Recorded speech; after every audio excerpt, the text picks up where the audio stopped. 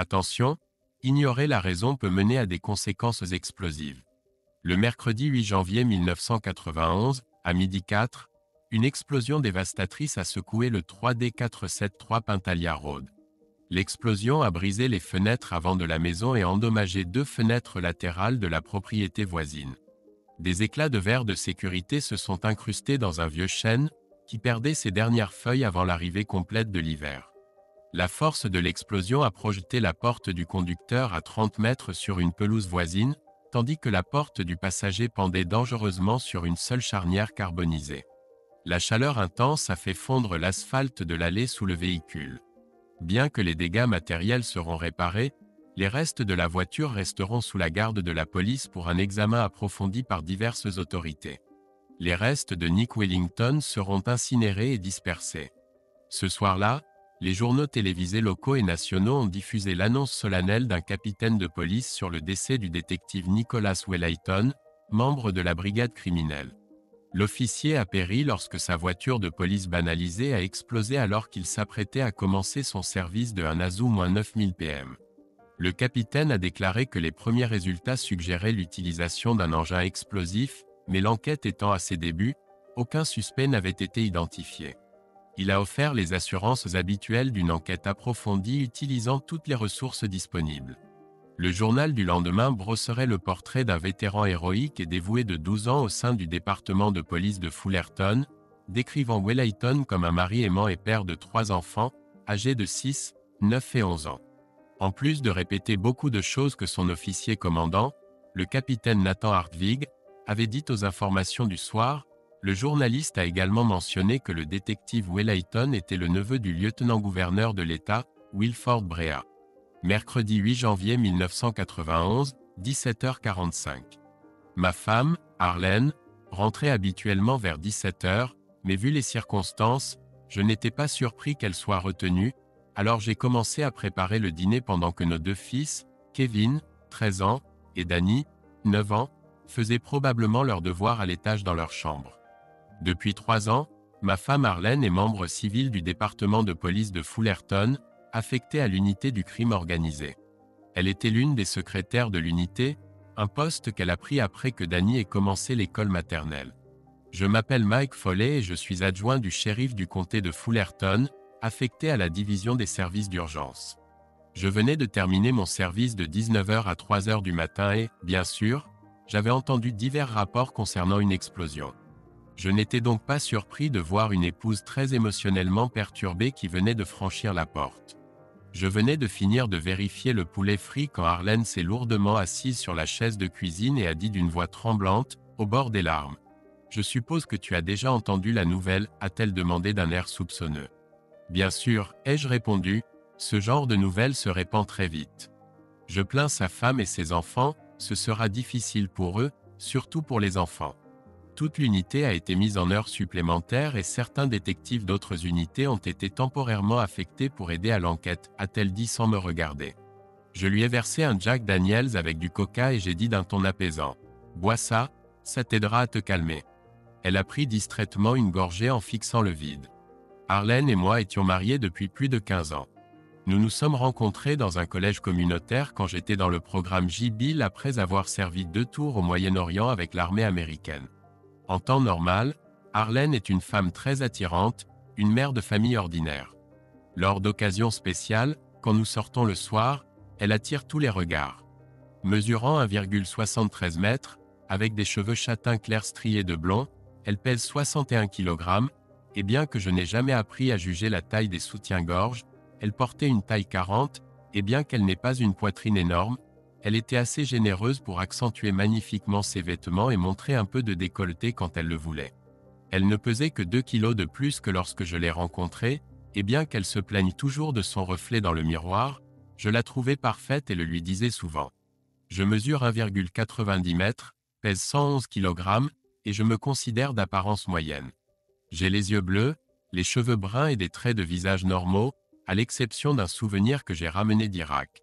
Une fine cicatrice qui va du milieu de mon oreille gauche à ma mâchoire. Elle avait l'air assez effrayante quand je l'ai eue pour la première fois, mais elle s'est estompée avec le temps. Malheureusement, notre département n'autorise pas les poils faciaux sur le personnel en uniforme, à l'exception de la moustache, donc elle est toujours visible. Arlene dit que ça me donne un certain mystère et que ça renforce mon image de dur à cuire.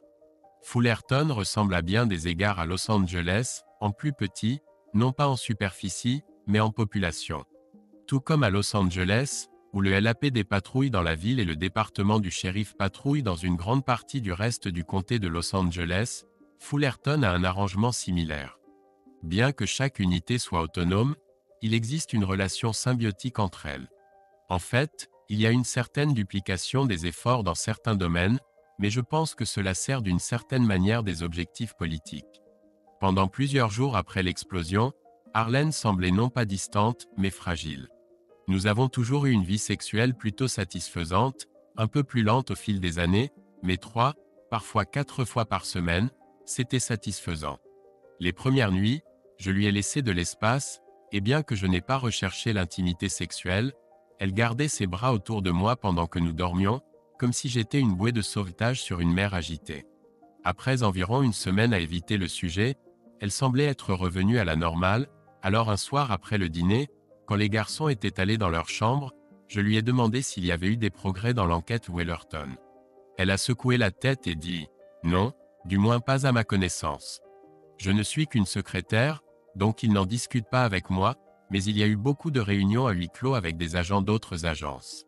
Je sais que la police d'État et la TF sont basées dans le bâtiment, mais c'est tout ce que je sais. » Elle semblait devenir un peu mélancolique et, assise à côté de moi, elle a mis son bras autour de mon cou et, m'attirant vers elle, m'a embrassé doucement. Puis, posant sa tête sur ma poitrine, elle a murmuré « Je t'aime, Mike. » « Je sais, ai-je répondu, je t'aime aussi, chérie. » 4 juillet 1990 après-midi. Le département de police de Fullerton organisait son pique-nique annuel et tous les employés étaient invités. Je n'avais pu assister qu'à un seul de ces événements auparavant en raison de conflits d'horaires, et Arlene était ravie quand elle a appris qu'elle pourrait me montrer à ses collègues, mais cette année le pique-nique tombait pendant mon jour de congé.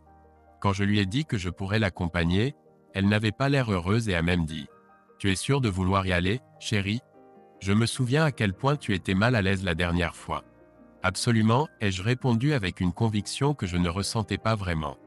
D'ailleurs, que ferais-je ici tout seul ? Les garçons passeront la journée chez Seth, à jouer dans la piscine de la famille Wang. Elle m'a adressé un demi-sourire bienveillant et a touché ma main en signe de gratitude. Comme je l'ai dit, il existe un lien professionnel entre les deux départements, mais aussi une rivalité tacite.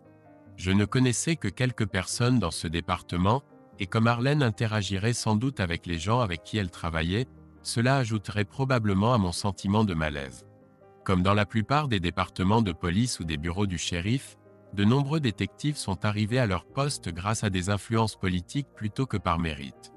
Dans mon expérience personnelle au cours de 18 années de service, beaucoup d'entre eux étaient des incompétents égoïstes. L'association de police fournissait de la nourriture, des hot dogs, des hamburgers, des salades, du maïs et des boissons gazeuses, mais si vous vouliez de la bière, du vin ou quelque chose de plus fort, vous deviez l'apporter vous-même.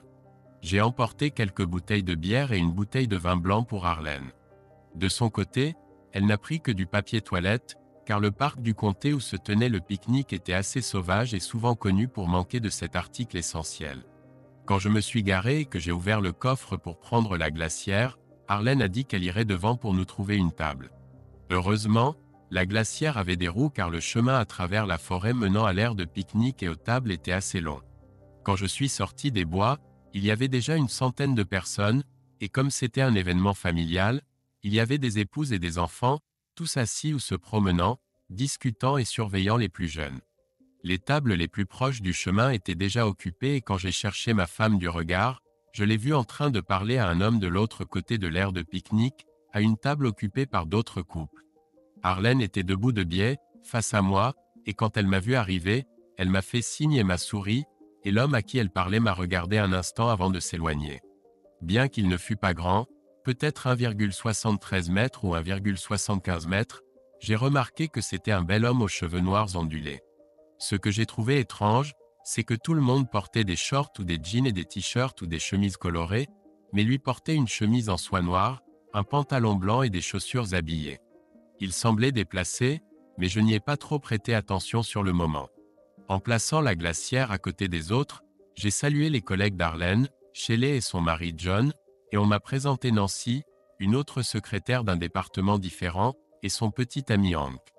J'avais déjà rencontré Shelley et John plusieurs fois et je savais qu'il était électricien. Au cours de la conversation, j'ai appris que Hank était professeur de mathématiques au lycée. Pendant l'heure qui a suivi, nous avons fait la conversation, mangé des hamburgers et des hot-dogs préparés par les bénévoles et bu quelques bières. John et moi nous entendions bien car j'avais travaillé dans l'électronique dans l'armée et lui, en tant qu'électricien, développait son entreprise pour inclure l'installation de systèmes de divertissement et de sécurité pour les propriétés résidentielles et commerciales.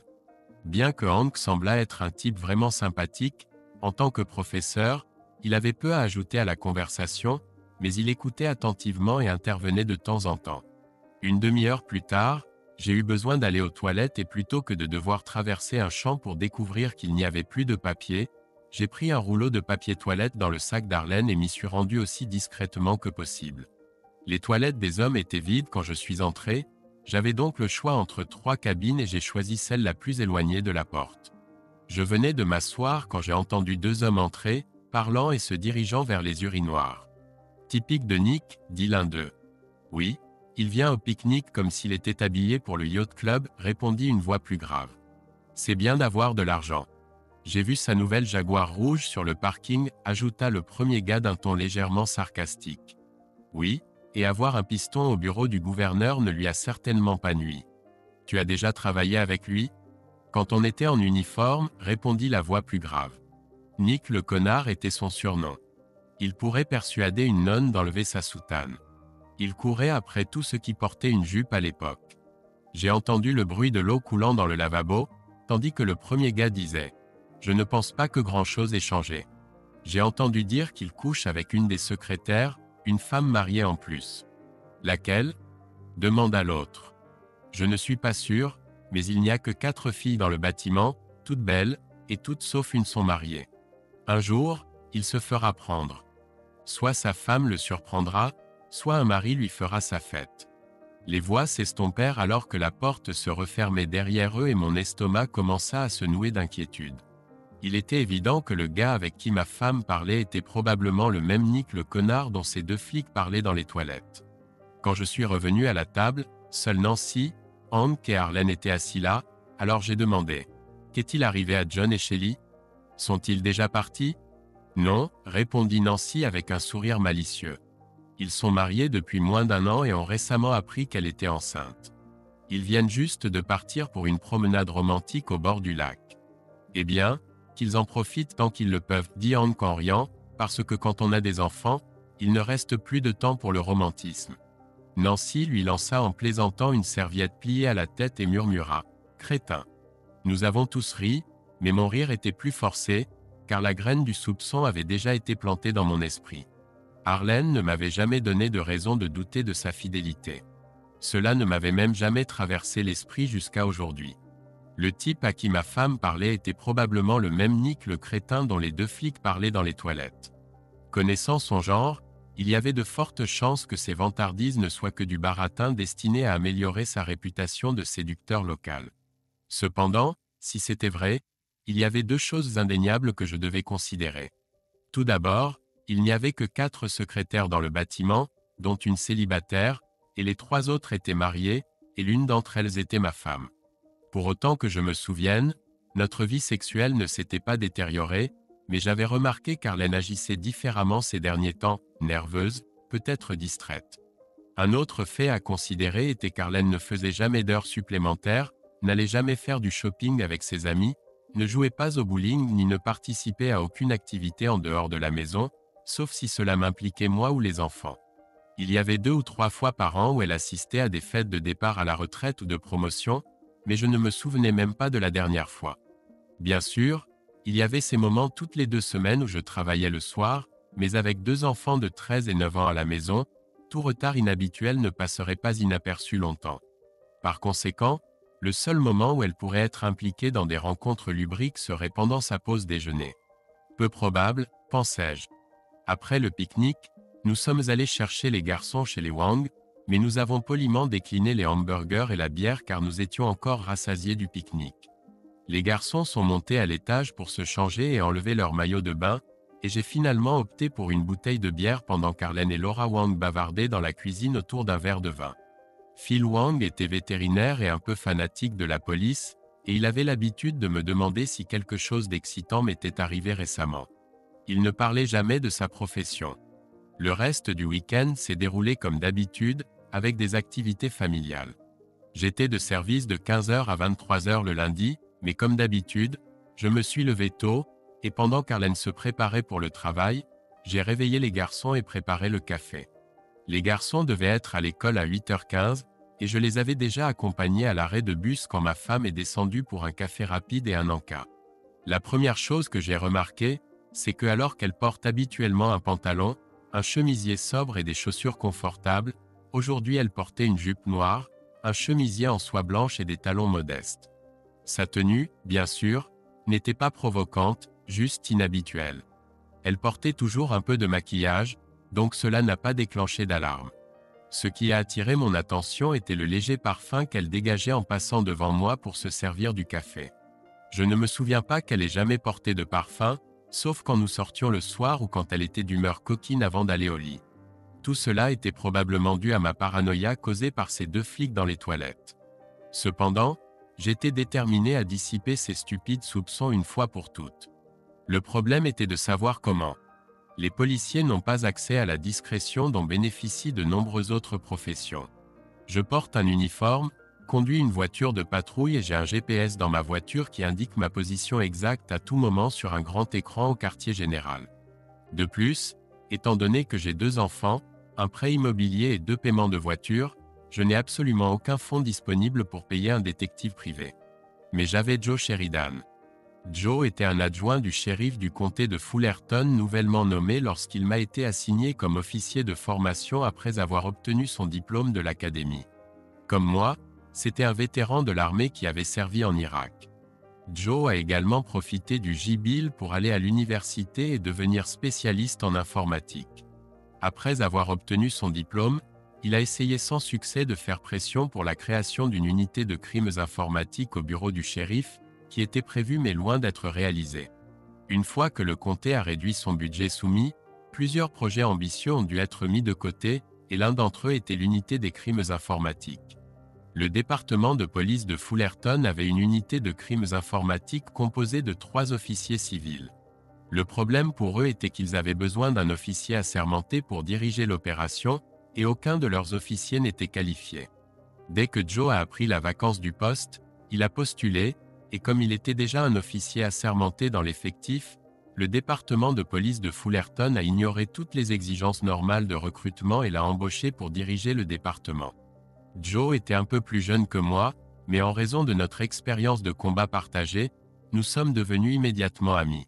Finalement, lorsque lui et sa femme Rosalie cherchaient une maison, ils pensaient rester au bureau du shérif, alors ils ont acheté une maison dans une communauté près de la mienne, et comme c'était pratique pour se rendre en ville, ils ont décidé d'y rester. Nous nous croisions de temps en temps, et lui et sa femme ont visité notre maison plusieurs fois et nous avons visité la leur. Je devais lui demander d'enquêter discrètement sur un autre officier, ce qui était sans doute contraire à la politique du département, et je devais lui expliquer pourquoi. Je l'ai joint sur son téléphone de bureau et après quelques politesses, je lui ai demandé de me rappeler sur son portable. Joe était un gars intelligent et a immédiatement compris que je voulais discuter de quelque chose en dehors du cadre officiel, alors il a accepté sans hésitation. 15 minutes plus tard, il m'a rappelé et, ne voulant pas le froisser, je lui ai exposé directement mes inquiétudes et lui ai demandé s'il pouvait faire quelques recherches pour moi. Sans hésiter, il a répondu. Je peux obtenir des données de dossiers personnels directement depuis mon ordinateur, et j'ai quelques gars sur le terrain qui me doivent un service, donc je peux les contacter discrètement. J'espère que tu as tort, Mike, mais je comprends pourquoi tu as besoin de savoir et ton nom ne sera jamais mentionné. 5 jours plus tard, j'ai reçu un appel de Joe sur mon portable et il m'a demandé sans préambule. As-tu quelques minutes, tu peux parler? Quand j'ai répondu oui aux 2 questions, il a commencé. D'abord, ce que j'ai appris ne peut pas satisfaire définitivement ta demande, mais laisse-moi te dire que certaines informations proviennent de dossiers personnels confidentiels auxquels j'ai accédé sans risque de détection. D'autres informations ont été obtenues auprès de sources fiables avec peu ou pas de risque de répercussion. Nick Wallatin, ou Nick le connard, comme on l'appelle dans certains cercles, est le neveu du lieutenant-gouverneur. Un mari jaloux a déposé une plainte contre lui quand il a surpris Nick et sa femme en train de danser collés serrés dans un club fréquenté par des infidèles. L'IAB a enquêté mais n'a trouvé aucune preuve concrète, donc Nick s'en est tiré avec une légère frayeur de la part de son patron. 6 mois plus tard, il a été surpris en train d'avoir des relations sexuelles dans une voiture dans son secteur la nuit. Il était officier formateur pour une jeune recrue dans la voiture et dans sa demande de résiliation de contrat, elle a affirmé qu'elle ne l'avait fait que parce qu'il l'avait menacée d'une mauvaise évaluation si elle ne coopérait pas. Comme elle était encore en période d'essai, elle a été licenciée et grâce à l'intervention de son oncle, il n'a reçu qu'une semaine de congé. Il a été promu détective il y a presque 3 ans et affecté au service général du 2e commissariat. Il n'était pas apprécié par ses coéquipiers ni par le lieutenant détective qui était son supérieur. On a prétendu qu'il avait eu une brève liaison avec une secrétaire mariée du commissariat, mais comme cela n'a pas été prouvé, il n'a pas été officiellement sanctionné, mais la secrétaire a été mutée et quand la rumeur est parvenue à son mari, ils ont divorcé. Il est essentiellement devenu persona non grata dans l'équipe et a été ignoré. Son oncle est intervenu à nouveau et a arrangé son transfert à la division du crime organisé, au grand mécontentement du chef actuel, le capitaine Hartwig. Il a réussi à garder son pantalon boutonné pendant un moment, mais des rumeurs ont commencé à circuler selon lesquelles il couchait avec l'une des secrétaires, une femme nommée Shelley Longmire. Elle était fiancée à l'époque et maintenant elle s'appelle Shelley Price et elle est enceinte. Il y a un pari secret parmi les gars là-bas pour savoir si le bébé aura les cheveux blonds comme elle et son mari ou les cheveux noirs comme Will et Tona. Une autre source m'a dit que la femme de Welton, Marilyn, avait soit soupçonné, soit découvert ses aventures, mais comme ils ont 3 enfants, elle a décidé de fermer les yeux, du moins pour un temps. Elle est infirmière à l'hôpital du comté et il semble qu'elle en ait assez de jouer un rôle secondaire car il y a des rumeurs selon lesquelles elle sortirait secrètement avec l'un des médecins. Cette dernière information est déplaisante et ne peut être atténuée d'aucune façon, mais je tiens à souligner qu'elle est spéculative. Arlene aurait apparemment été vue en train de déjeuner avec lui plusieurs fois. Ce qui a éveillé les soupçons de ma source, c'est que comme il ne peut pas utiliser sa voiture de fonction pour transporter des civils et que sa voiture est équipée d'un traceur GPS, il a conduit sa voiture du côté du parking réservé aux non-employés, ce qui montrait que la voiture était là, et quelques minutes plus tard, ma source a vu votre femme partir déjeuner et le prendre dans sa voiture.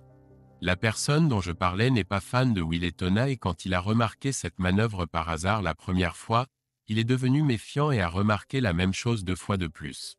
Il travaille souvent sur le terrain, donc c'est tout ce qu'il pouvait dire avec certitude. Oh oui, a ajouté Joe nonchalamment, en plus du fait qu'il se considère comme un don de Dieu pour les femmes, il a beaucoup d'argent. C'est probablement de l'argent de famille qui lui a été légué puisqu'il a une grande maison dans un quartier chic, une nouvelle Jaguar, un bateau de croisière de 8 mètres, vous savez, tous ses jouets. Pourquoi il veut être policier?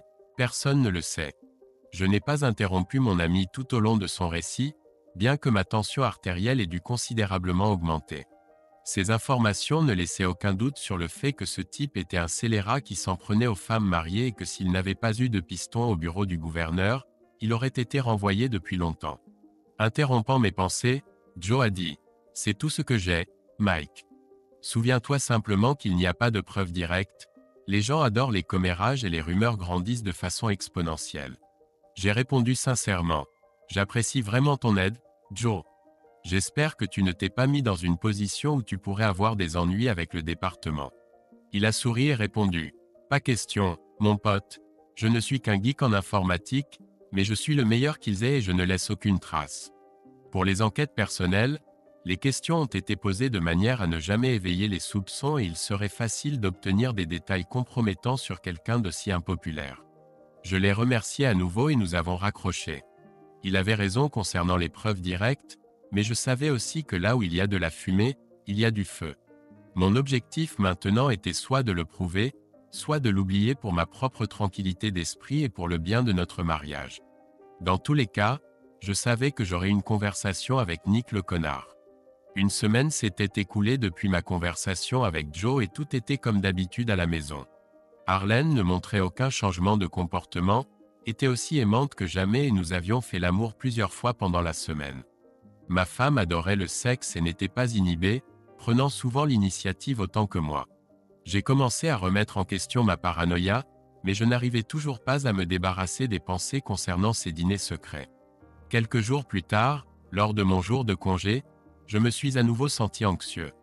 J'avais envoyé les garçons à l'école, préparé le café et j'étais en train de faire des œufs mollets pour Arlène quand je l'ai entendue entrer dans la cuisine derrière moi.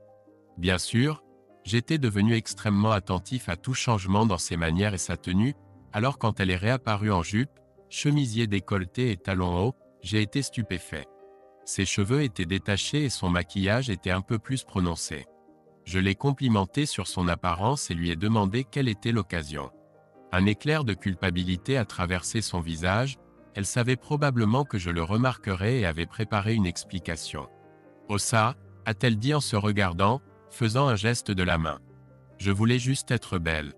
Les pantalons et les chemises que je porte d'habitude sont presque comme un uniforme et j'ai envie de me sentir attirante parfois. En plus, les filles et moi allons déjeuner ensemble aujourd'hui. » Avec un sourire que je ne ressentais pas, j'ai dit « Eh bien, étant donné que tu travailles principalement avec des hommes, je ne suis pas sûr d'être ravi que tu sois si attirante. » Elle a rié, avalant un morceau de toast avec un œuf, a dit « Ne t'inquiète pas chérie, ils sont tous soit mariés, soit occupés. En plus, je ne suis qu'une vieille dame comparée à la plupart d'entre eux. Je veux juste me sentir féminine parfois. Eh bien, n'oublie pas que tu es ma vieille dame à moi, ai-je dit avec une légère pointe dans la voix. » Avec un sourire qui semblait un peu tendu, elle s'est approchée de moi, s'est penchée et m'a embrassé sur les lèvres, puis a regardé sa montre et a dit « Oh, je dois y aller, je suis un peu en retard. » Elle avait l'air un peu nerveuse en partant et a évité le contact visuel en disant « Je t'aime » à la porte. En regardant l'horloge de la cuisine, j'ai réalisé qu'elle n'était pas en retard, mais qu'au contraire, il lui restait encore 10 minutes. De plus, sachant que c'était mon jour de congé, elle ne m'a pas demandé mes projets pour la journée, ce qui était inhabituel. Était-ce de la paranoïa après que Joe ait semé plus de doutes dans mon esprit? Peut-être, mais je n'allais pas rester les bras croisés à espérer le meilleur. Un plan se formait dans ma tête et après un court moment, j'ai décidé de le mettre en œuvre. Comme je l'ai dit, je ne pouvais pas me permettre un détective privé, mais je pouvais me permettre de louer une voiture. J'ai donc appelé et réservé une voiture chez Rent a Vrec. Mon pick-up ne conviendrait pas pour une surveillance discrète, mais la Chevy Vega peu voyante que j'ai récupérée 1 heure plus tard était tout à fait appropriée. À 11h15, j'ai pris place sur le parking des visiteurs d'où je pouvais observer la voiture d'Arlène et l'entrée de son bâtiment. Sans aucun doute, cet idiot était dans sa voiture banalisée et bien que je ne sache pas laquelle c'était, je me souvenais probablement de son visage depuis le pique-nique. Je ne savais pas si j'en aurais besoin, mais j'avais emporté de petites jumelles et un appareil photo. Ma voiture de location était partiellement cachée du bâtiment, donc mon utilisation occasionnelle des jumelles ne devrait pas avoir été facilement visible depuis les fenêtres du bâtiment, du moins je l'espérais. Se faire prendre en train d'espionner le département du crime organisé soulèverait certainement des questions et me mettrait dans une position délicate. À 11h45, plusieurs personnes ont commencé à quitter le bâtiment pour déjeuner et à 12h05, j'ai vu Villayton sortir par la porte d'entrée et monter dans la Cadillac rouge. À ma connaissance, il n'avait pas de Cadillac. Il avait une Jaguar et sa femme avait un SUV Lexus, donc j'ai supposé que c'était peut-être un véhicule que le département avait saisi en vertu des lois RICO. Il est entré dans le parking des visiteurs et s'est garé à environ 45 mètres de moi alors que je me suis glissé dans mon siège. Sa voiture était garée dos à la sortie et je l'ai vu vérifier périodiquement ses rétroviseurs, attendant quelqu'un ou quelque chose. J'ai prié pour que ce ne soit pas Arlène qui l'attendait.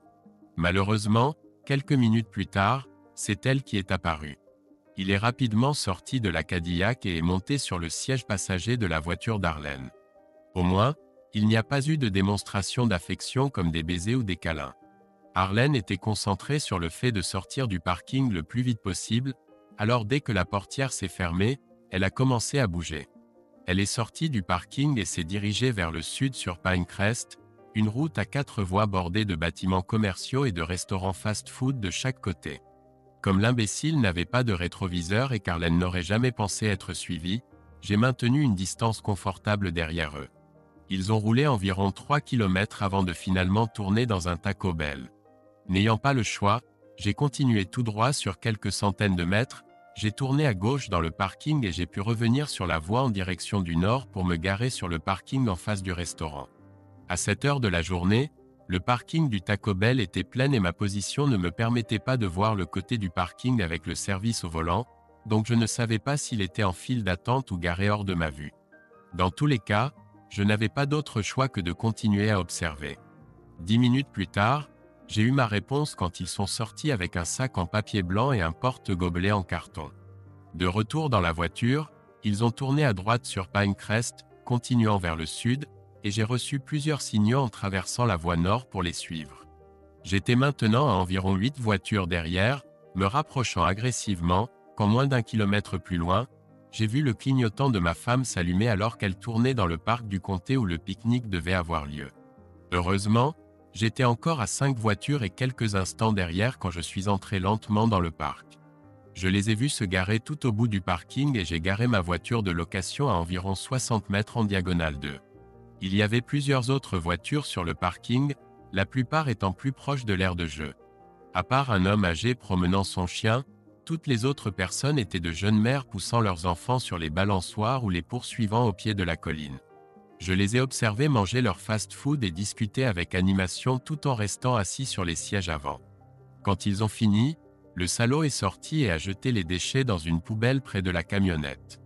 Il a jeté un rapide coup d'œil autour de lui avant de revenir et de remonter dans la voiture. J'ai su que la conversation était terminée car il s'est immédiatement rapproché d'Arlène et l'a enlacée. En quelques instants, ils ont commencé à s'embrasser. J'ai ressenti une oppression dans la poitrine et des difficultés à respirer, ce qui m'a donné le vertige. J'ai dû détourner le regard et prendre quelques respirations profondes pour me ressaisir. À ce stade, je me fichais de qui pouvait me voir, alors je me suis levé de ma position semi-assise et j'ai saisi l'appareil photo, prenant quelques clichés à travers l'objectif zoom. Après avoir pris quelques photos sur le vif, j'ai repris les jumelles, ce qui me permettait de mieux voir à l'intérieur de la camionnette. J'étais tenté de simplement me rendre jusqu'à eux, de le traîner hors de la voiture et de le tabasser, mais j'étais dans un tel état de rage que je craignais de le tuer. J'avais déjà tué un ennemi et bien que cela ne m'ait pas apporté de joie, tuer ce salaud ne me priverait pas d'une minute de sommeil. Je voulais aussi simplement m'éloigner et mettre fin à ma misère, mais quelque chose, peut-être une curiosité morbide ou du masochisme, me retenait là, me forçant à regarder mon mariage s'effondrer. Il était environ 14 heures lorsque j'ai garé mon pick-up devant la maison. Les garçons devaient rentrer dans 1 heure, alors j'ai ouvert une bière, me suis assis dans mon fauteuil et j'ai essayé d'assimiler ce que j'avais vu.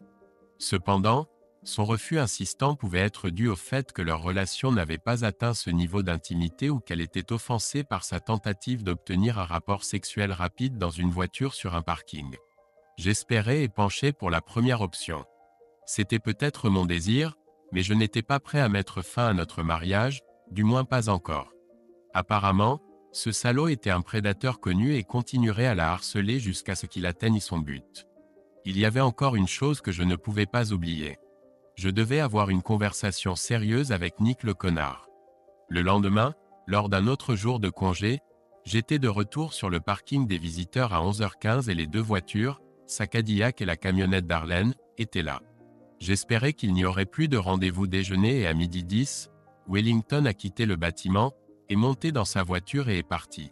Mon cœur battait la chamade tandis que je continuais à surveiller la voiture d'Arlène, mais elle n'a jamais quitté le bâtiment et à 13h30, Wellington est revenu et est entré.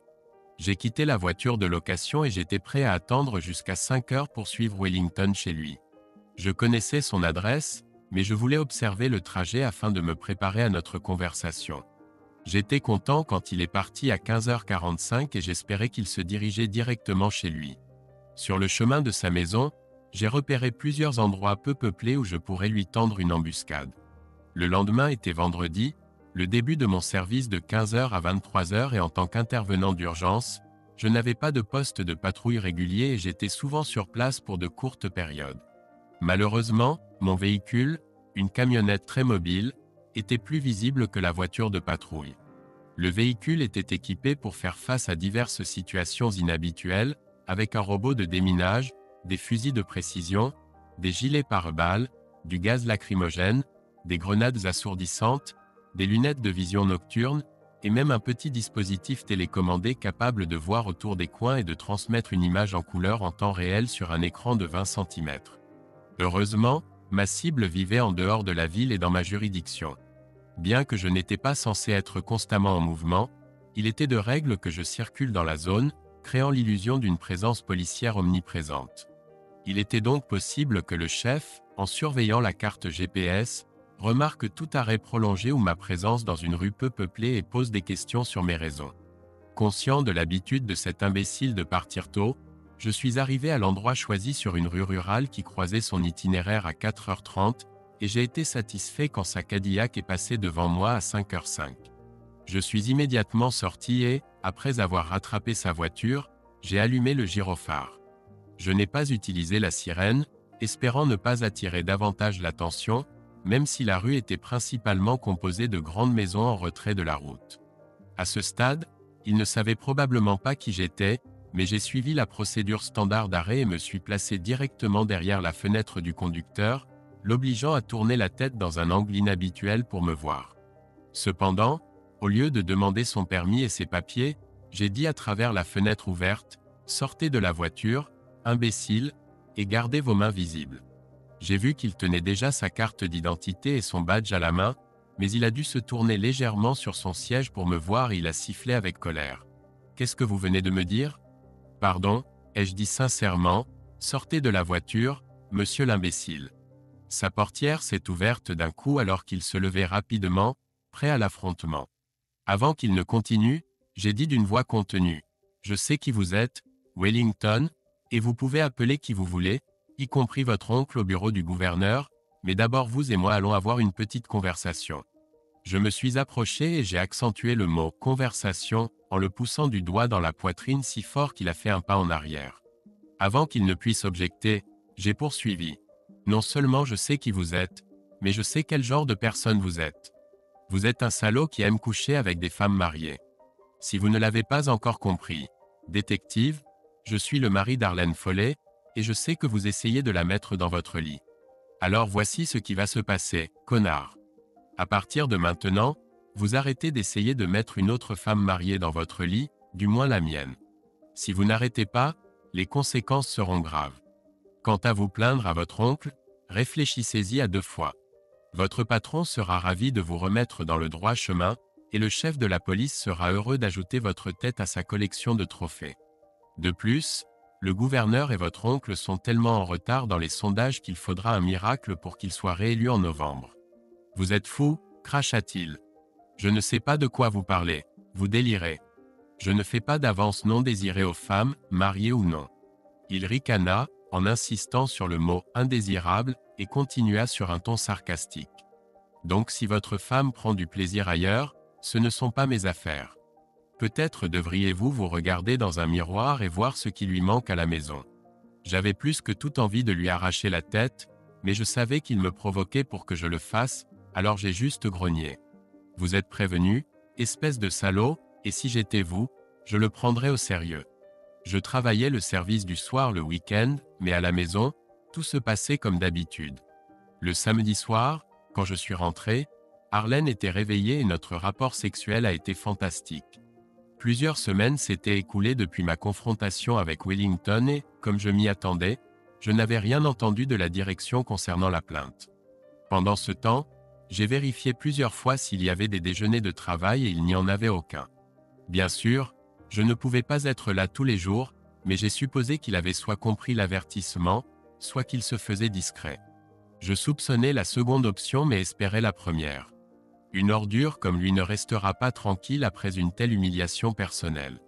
Malheureusement, après quelques semaines, je suis devenu encore plus négligent et quand Arlene a annoncé que les filles organisaient une baby shower surprise pour Shelley après le travail vendredi, je n'y ai pas trop réfléchi. Cependant, je me suis souvenu des commentaires dans les toilettes lors du pique-nique et je me suis demandé quelle serait la couleur des cheveux du bébé. Le jeudi soir, après le dîner, Arlene a emballé le cadeau pour la fête dans du papier bleu et rose avec un ruban pour l'emporter avec elle le matin. Je travaillais le service de jour le vendredi, alors je suis parti de la maison avant qu'elle n'aille travailler. Le vendredi après-midi, je suis rentré vers 4 heures et j'ai libéré la nounou. Les garçons et moi avons joué au basket dans l'allée pendant environ 1 heure, puis j'ai commencé à préparer le dîner.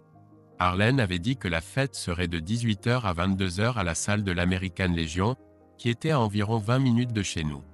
À 22h30, j'ai commencé à m'inquiéter mais sans soupçonner qu'elle était en retard. À 10h45, ma paranoïa a commencé à s'installer et je l'ai bipée.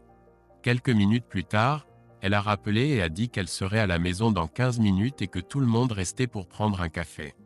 Quand elle est rentrée, elle avait l'air bien, sauf que ses yeux étaient un peu vitreux, ce que j'ai attribué au vin, au cocktail ou à la boisson qu'elle avait bu. J'ai demandé comment s'était passée la fête et elle a répondu brièvement « bien ». Tout le monde avait passé un bon moment et Shelley était ravie. Arlène devenait généralement assez joueuse quand elle buvait, alors je pensais que nous allions passer une soirée, mais quand nous sommes allés au lit et que je me suis approché d'elle, elle a trouvé une excuse disant qu'elle avait mal à la tête à cause du vin et m'a donné un rendez-vous pour le lendemain soir.